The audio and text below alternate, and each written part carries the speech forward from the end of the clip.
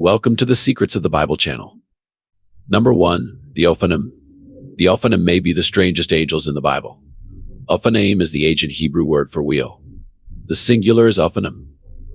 Of particular interest are the wheels of the throne of God, mentioned in Ezekiel's vision. Ophanim are mentioned in Ezekiel 1:15-21. The Bible is brimming. We've incredible imagery, and God gives us a look into a realm to which human eyes rarely have access through His holy word. We are never disappointed when we enter Scripture, eager to learn more about God, His methods, and His intentions. The mysteries of the universe, the heavens, and spiritual creatures are revealed in the pages of the Bible so that we can better understand Him. The Ophanim reveal our God as King and affirm the sovereignty of His reign. Ezekiel has been in exile for 5 years when God appeared to him by a river in Sheba, which is now in the Middle East. God used this encounter to start Ezekiel's ministry as a prophet by showing him an astounding vision. It is easier to define the Ophanim depicted in Ezekiel's vision after considering the entirety of the revelation. God chooses to open the heavens in front of Ezekiel's temporal eyes. Ezekiel witnesses a foreboding cloud of lightning and flame coming from the direction of the north. Within the cloud, 4 lighted beings shine brightly. Although the beings appear as humans, they are not human in any way. Each possesses 4 different faces. 1 human face, 1 lion face, 1 ox face, and 1 eagle face. The prophet doesn't record these creatures by name in Ezekiel 1, where the recounting of his vision begins. But by chapter 10, they're identified as Cher in Ezekiel 1:15-21. Now, as I looked at the living beings, behold, there was 1 wheel on the ground beside the living beings. For each of the 4 of them, the appearance of the wheels and their workmanship was like sparkling topaz. And all 4 of them had the same form, their appearance and workmanship being as if 1 wheel were within another. Whenever they moved in any of their 4 directions without turning as they moved. And for their rims, they were high and awesome. And the rims of all 4 of them were covered with eyes all around. Whenever the living beings moved, the wheels moved with them. And whenever the living being rose from the earth, the wheels rose also. Wherever the Spirit was about to go, they would go in that direction, and the wheels rose just as they did, for the Spirit of the living beings was in the wheels. Whenever those went, they went, and whenever those stopped, they stopped. And whenever those rose from the earth, the wheels rose just as they did, for the Spirit of the living beings was in the wheels. What Ezekiel saw or described in this is difficult to visualize in its entirety. It is presumably an image of a magnificent chariot with 4 wheels that is being the throne of God. The scene gives the impression of continuous motion and activity, not only on the part of the living beings themselves, but also on the part of the throne that God sits on. The sense seems to be that the wheels and their workings could be moved in any direction. But there was no sense of chaos or disorder to their movements. A popular Bible commentator stated about this, like a ball bearing, they could move in any direction without any steering mechanism. As for their rims, they were so high they were awesome, and their rims were full of eyes. Again, it's difficult to imagine in one's mind exactly what Ezekiel saw or stated in this passage. The description of full of eyes was how John described the cherubim themselves. The senses of excellent knowledge and intelligence. They are not dead metal. Their livingness is shown by their eyes with which they can see the way, and by their life link with the living creatures above them. The 4 wheels and their workings moved in step with the 4 cherubim as they rotated. They were linked together in such a way that Ezekiel was able to write the spirits of the living creatures was in the wheels often.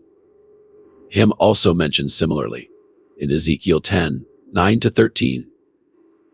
Ezekiel 1:18 describes eyes in reference with the wheels. Here we learn that the cherubim themselves were full of eyes all around, and this fits the later characterization of cherubim found in Revelation 4:6. The image seems bizarre to the modern reader, but one must remember that this is a visionary experience and surrealistic features may overwhelm realism. In the passages above, the throne of God is set on wheels, often them, and then pushed by 4 angels. There are wheels inside of wheels at cross angle, with the effect that the throne can move in any direction without having to turn. The angels who are powering the throne also have 4 faces, one facing each direction so they can likewise travel in any order without turning. The angels are identified as cherubim. The Ophanim has been a point of fascination for many, and later Jewish apocalyptic writers gave them a life of their own. The wheels themselves came to be identified as a distinct category of angel, the Ophanim. Seraphim and cherubim are mentioned in scriptures as angels, and to this some have added the Ophanim, also spelled Ophanim. Ezekiel sees a crystal vault that is so awe-inspiring that the only word that comes to mind for him to use to describe it is awesome. This vault is located above the heads of the 4 cherubim and the Ophanim. Above the vault, he sees a brilliant and glittering throne. And high above the throne he sees what is described as the appearance of the likeness of the glory of the Lord. Ezekiel immediately falls face down after having his eyes open to the majesty of God's splendor. And he then hears the booming voice of the Almighty, instructing him in his mission to bring the punishment of God onto Israel for their disobedience. Why do some refer to the Ophanim as angels? There is not a single mention of the Ophanim in the Bible being angelic creatures. But apocryphal Jewish writers branded them as a class of angel and list them in their hierarchy of angels along with seraphim and cherubim because of the Ophanim's unique lifelikeliness, their supernatural power, and their close proximity to God's throne, not to mention the multitude of eyes. Whether or not the Ophanim are actually angelic beings or merely a divinely powered mechanism of multidimensional transport doesn't matter. What does matter is the Ophanim's function in displaying God's glory to Ezekiel and every other believer who would one day read his account and gain a renewed vision of God. God's kingship. What do the Ophanim reveal about God? Both in appearance and operation, the Ophanim that appeared in Ezekiel's vision demonstrate God's absolute dominion over the entire cosmos. The omnidirectional wheels themselves serve as a constant reminder to us that the God we serve is omnipresent, meaning that he's able to be in all places at all times. As the Spirit of Lord guides the cherubim, Ezekiel 1:12, that same Spirit indwells the Ophanim. When the creatures moved, they also moved. When the creatures stood still, they also stood still.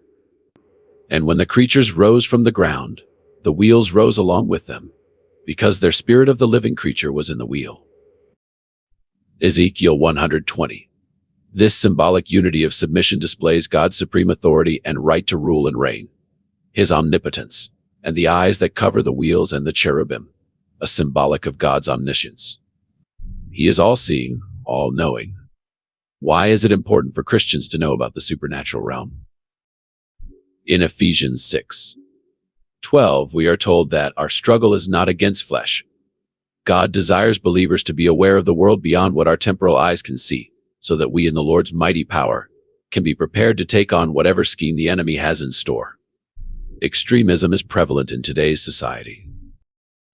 On one end of the scale, there are believers who downplay the supernatural part of their faith and insist on maintaining a naturalistic worldview, which is characterized by an exclusive reliance on the truths of doctrinal teachings for day-to-day living. And on the opposite end of the spectrum are those people who are so preoccupied with the spiritual realm because of the allure it holds for them, that they are of little help on earth. We must first ensure that our eyes are open to the reality of the situation. When Elisha's servant was terrified by the surrounding enemy in 2 Kings 6:16, the prophet tells the young man, "Don't be afraid." Number 2, the angel of the Lord.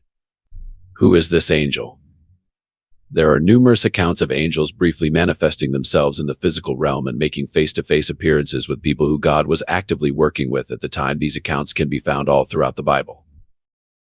When looking at the scriptures in the Old Testament that describe human interactions with angels, there is one being that stands out above all the others for several different reasons. There are Old Testament and New Testament references to angels of the Lord, an angel of the Lord, and the angels. Using the definite article, the implies a unique being, separate from the other angels. The angel of the Lord speaks as God identifies himself with God and exercises the responsibilities of God. The angel of the Lord made an appearance to Balaam. The angel appeared when Balaam went on a journey to curse the people of God. Numbers 22. So Balaam arose in the morning, saddled his donkey, and went with the leaders of Moab. But God was angry that he was going, and the angel of the Lord took his stand in the road as an adversary against him. Now he was riding on his donkey, and his 2 servants were with him. When the donkey saw the angel of the Lord standing in the road with his sword drawn in his hand, the donkey turned off from the road and went into the field. And Balaam struck the donkey to guide her back onto the road. Then the angel of the Lord stood in a narrow pathway of the vineyards, with a stone wall on this side and on that side. When the donkey saw the angel of the Lord, she pressed herself against the wall, and pressed Balaam's foot against the wall. So he struck her again. Then the angel of the Lord went further and stood in a narrow place, where there was no way to turn to the right or to the left. When the donkey saw the angel of the Lord, she lay down under Balaam. So Balaam was angry and struck the donkey with his staff. Then the Lord opened the mouth of the donkey. And she said to Balaam, "What have I done to you that you have struck me these things?" This duplicity within the prophet resulted in the peculiar and amusing scene seen between an animal with keen spiritual sense and a human being who was spiritually as dumb as a rock. The following conversation, which takes place between a faithful donkey and an unfaithful prophet, is not to be missed. Then the Lord opened Balaam's eyes, and he saw the angel of the Lord standing in the road with his sword drawn. So he bowed low and fell face down. The angel of the Lord asked him, "Why have you beaten your donkey these 3 times?" "I have come here to oppose you, because your path is a reckless one before me. The donkey saw me and turned away from me these 3 times.